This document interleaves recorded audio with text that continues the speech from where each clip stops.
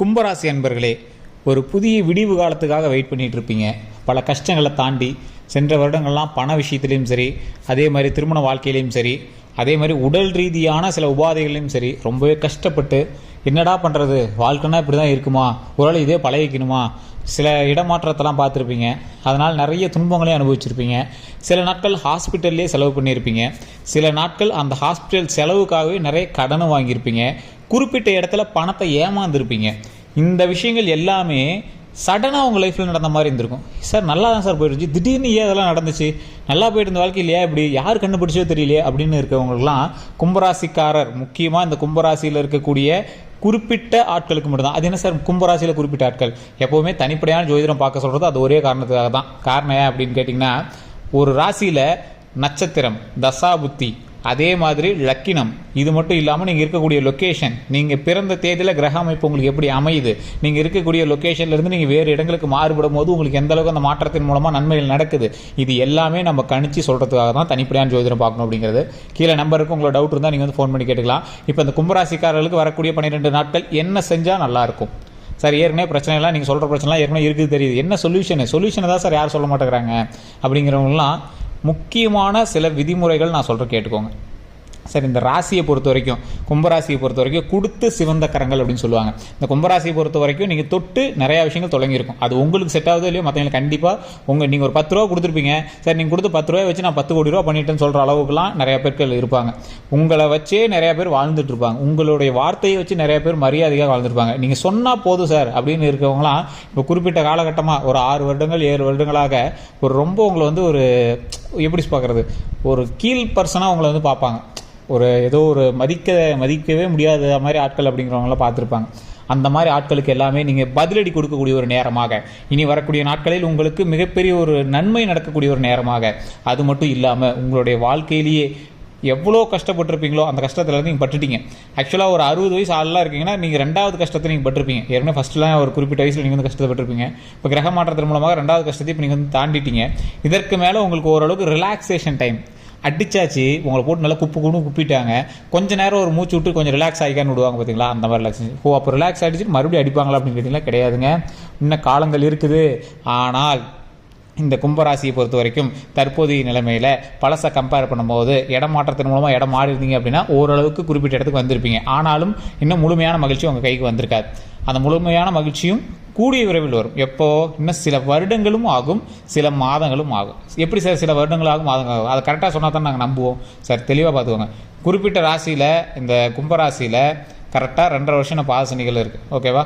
அப்படி இருக்குது அப்படிங்கிற பட்சத்துலையும் ஒரு சிலருக்கு நன்மைகள் நடந்துட்டு தான் இருக்கும். அது இருக்கக்கூடிய லொக்கேஷனை பொறுத்து, கூட இருக்கக்கூடிய மற்ற ராசிகளை பொறுத்து. இப்போ கணவனாக இருக்கீங்க, மனைவியாக இருக்கீங்க அப்படின்னா உங்கள் கூட இருக்கக்கூடிய ராசி வலுவான ராசியாகவும் அதற்கு பல சக்திகள் வாய்ந்த ராசியாகவும் இன்னொரு ராசியை தாக்குற அளவுக்கு அது ஒரு சக்தி வாய்ந்த ராசியாக இருந்துச்சு அப்படின்னா ஆட்டோமேட்டிக்காக உங்களுடைய கஷ்டங்கள் எல்லாமே குறைஞ்சிரும். அவங்களோட பாசிட்டிவ் எனர்ஜி உங்கள் பக்கமாக பாஸ் ஆகும். அதன் மூலமாக உங்களுக்கு நன்மைகள் நடக்க ஆரம்பிக்கும். ஸோ இதுதான் வந்து பக்கத்தில் இருக்கிறவங்களோட ஜாதகம் பார்க்குறது. இப்போ உங்கள் குடும்பத்தில் இருக்கிறவங்களோட மொத்த ஜாதகத்தை பார்க்குறது ஏன்?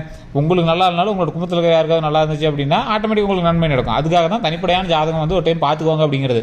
சிலர் என்ன பண்ணிடுறாங்க அப்படின்னா ஒருத்தரோட ஜாதகத்தை பார்ப்பாங்க, பார்த்துட்டு அவருக்கு கொஞ்சம் டைம் இதாக இருக்கா அப்படியே விட்டுறது, என்ன பண்ணணும்னு தெரியாமல். ஆனால் எங்களோட பையனோ எங்களோட பிள்ளையோ எங்களோட ஹஸ்பண்டோ எங்களோட ஒய்ஃபோ அவங்களோட ஜாதகத்தை பார்த்தாங்க அப்படின்னா ஆட்டோமேட்டிக்காக அவங்களுக்கு நல்லது இருந்தது அப்படின்னா தொழிலை நீங்கள் பண்ணுங்க சார், அக்கௌண்ட் அவங்க பேரில் மெயின்டைன் பண்ணுங்க, முடிஞ்சு அவ்வளோதான், லாபம் அள்ளிட்டு வரும். ஸோ இதுதான் ஒரு முக்கியமான ஃபேக்டர். இது நிறைய பேருக்கு தெரியறது இல்லைங்க. அதுக்கு தான் தனிப்படையான ஜாதகம் பார்க்கணும் அப்படின்னு கீழே ஃபோன் நம்பருக்கு ஜஸ்ட் நீங்கள் ஃபோன் பண்ணி கேட்டுக்கோங்க. வேறு எந்த ஒரு கருத்துக்களாக இருந்தாலும் சரி நீங்கள் வந்து கமெண்ட் செக்ஷன்லேயே பதிவிடலாம். சரி சார், இப்போ உங்களுடைய கும்பராசிக்கு சில நன்மைகள் வந்துட்டு இருக்கு சார், ஆனால் அது கைக்கு எட்ட மாட்டேங்க சார், என்னன்னே தெரியல. ஒரு எதிர்பார்ப்புகள் முன்னெல்லாம் நாங்கள் நினச்சா நிறைவேறும், இப்போ கொஞ்சம் எதிர்பார்ப்புகள் போயிட்டு தான் இருக்குது, ஆனால் ஒரு சாட்டிஸ்ஃபேக்ஷனாக ஒரு அந்த நிறைவேறது வந்து கிடைக்க மாட்டேங்க சார் அப்படிங்கிறவங்களுக்கு நான் ஒரு சின்ன ஒரு ட்ரிக்கு சொல்கிறோம். அது பரிகாரம் நீங்கள் எடுத்துட்டாலும் சரி, ஒரு ட்ரிக்குன்னு சொன்னாலும் எடுத்துட்டாலும் சரி, இதை நீங்கள் தெளிவாக புரிஞ்சுக்கோங்க.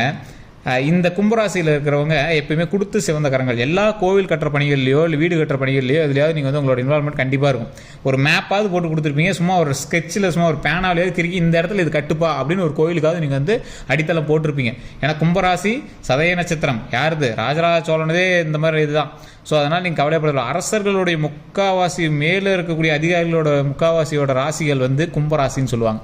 சார் அப்போல்லாம் ஒன்றும் இல்லை சார், நான் கும்பராசி ஆனால் ரொம்ப இதாக இருக்கிறேன் அப்படின்லாம் நீங்கள் நிறைய பேர் யோசிச்சுட்டு இருந்தீங்கன்னா நீங்கள் சொல்லுவீங்க. அப்படி சொல்லுவீங்க அப்படின்னா உங்களுக்கு கஷ்டங்கள்லாம் அங்கே ஒன்றுமே கிடையாது சார். நீங்கள் வந்து லைஃப்பை வந்து வேறு மாதிரி நீங்கள் யூஸ் பண்ணிட்டுருக்கீங்க, அவ்வளோதான். நீங்கள் பல கஷ்டங்களை அனுபவிச்சிருக்கலாம், பல லைஃப்பில் நீங்கள் வந்து ஸ்ட்ராட்டஜி அனுபவிச்சிருக்கலாம், நிறைய கஷ்டங்களை தாண்டி வந்திருக்கலாம். ஆனால் உங்களுக்கான மரியாதை ஊரில் வேறு லெவலில் இருக்கும். உங்களுடைய குடும்பத்தில் உங்களை என்ன தான் சொன்னாலும் நீங்கள் சொல்கிறத கண்டிப்பாக காது கொடுத்து கேட்குற அளவுக்கு தான் உங்களுடைய ரெஸ்பெக்டும் உங்களோட பேச்சும் அமைஞ்சிருக்கும். சார் நீங்கள் சொல்கிறது டோட்டலி போய் எங்களை யாருமே மதிக்கிறதே இல்லை அப்படின்னீங்கன்னா வெயிட் பண்ணுங்கள், உங்களுக்கான காலம் வந்துக்கிட்டே இருக்குது. ஸோ அதனால தான் சொல்கிறோம், இந்த கும்பராசியை பொறுத்த வரைக்கும் ஒரு ராஜாவின ராசி. ஸோ அதனால் நீங்கள் கவலையே பட தேவை.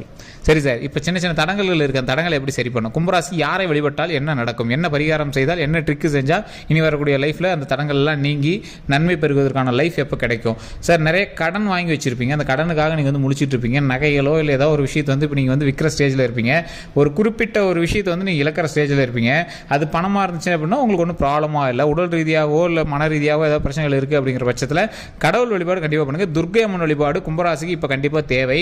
உடல் ரீதியாக உயிர் ரீதியாக எந்த ஒரு பாதிப்பும் தற்போதைய நிலைமையில் கிடையாது. ஏன்னா போன வருஷமே நீங்கள் வந்து அனுபவிச்சிட்டிங்க, அதனால் அது ஒன்றும் பெரிய இஷ்யூஸ்லாம் இனிமேல் வராது. ஃபேமிலி ஓரியன்டாகவும் எதுவும் இஷ்யூஸ் வராது.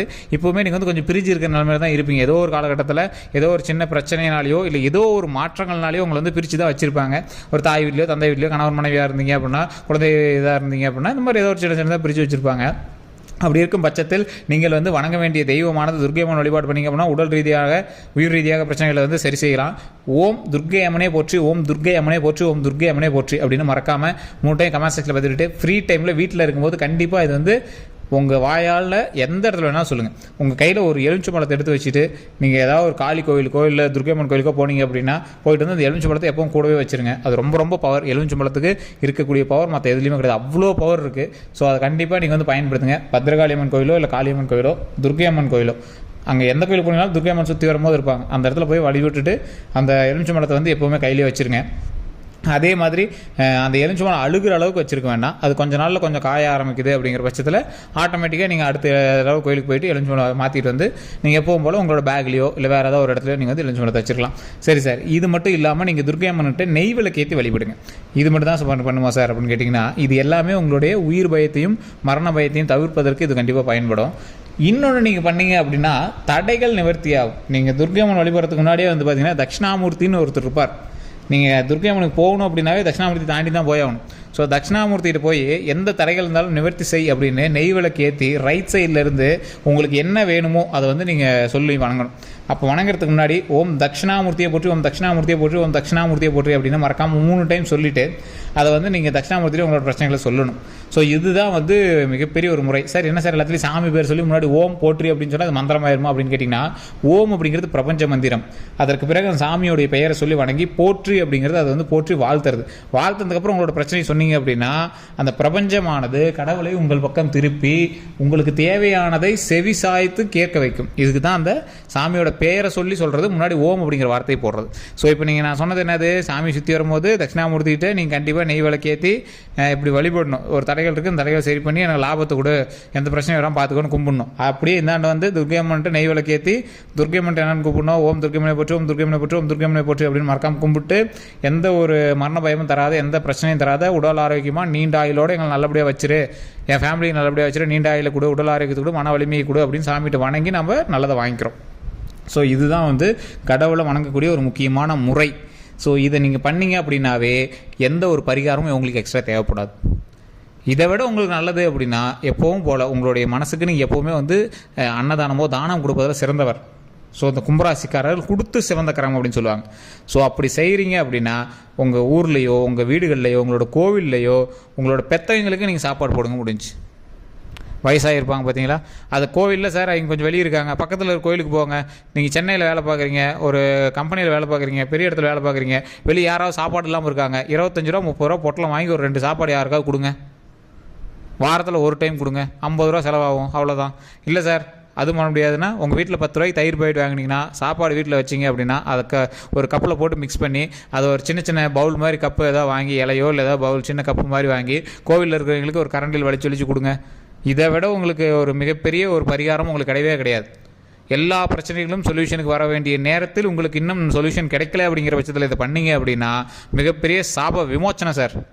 இதை நீங்கள் செஞ்சுட்டு அடுத்த வாரத்திலே நீங்கள் வந்து சொல்லுவீங்க, கமெண்ட் செக்ஷனில் பதிவிடுங்க. சார் இந்த இப்படி ஒரு விஷயம் இருக்குன்னு எனக்கு தெரியாமல் போச்சு, இத்தனை நாள் கோயிலுக்கு போனேன், ஆனால் இந்த விஷயத்தை சொல்லும் போது எனக்கு இவ்வளோ பெரிய மாற்றம் கிடச்சிருக்கு அப்படின்னு நீங்களே வந்து கமெண்ட் செக்ஷனில் பதிவிடுங்க. இந்த வீடியோவை கண்டிப்பாக ஷேர் பண்ணி வச்சுக்கோங்க உங்கள் நண்பர்களுக்கு. இது மாதிரி நடந்த பிறகு நீங்கள் வந்து கமெண்ட் செக்ஷனில் பதிவிடுங்க சார். ஸோ இதே மாதிரி இந்த வீடியோ பிடிச்சா லைக் பண்ணுங்கள், உங்களோட நண்பர்களுக்கு பகிருங்க. இதோட நம்ம சேனல் சப்ஸ்கிரைப் பண்ணலாம், சப்ஸ்கிரைப் பண்ணி பக்கத்தில் பெல் பட்டன் ப்ரெஸ் பண்ணி அதில் ஆல் அப்படின்னு கிளிக் பண்ணிக்கோங்க. ஃபேஸ்புக்கில் பார்க்குறீங்கன்னா ஃபாலோ பண்ணிக்கோங்க. எல்லோருக்கும் நன்றி நண்பர்களே.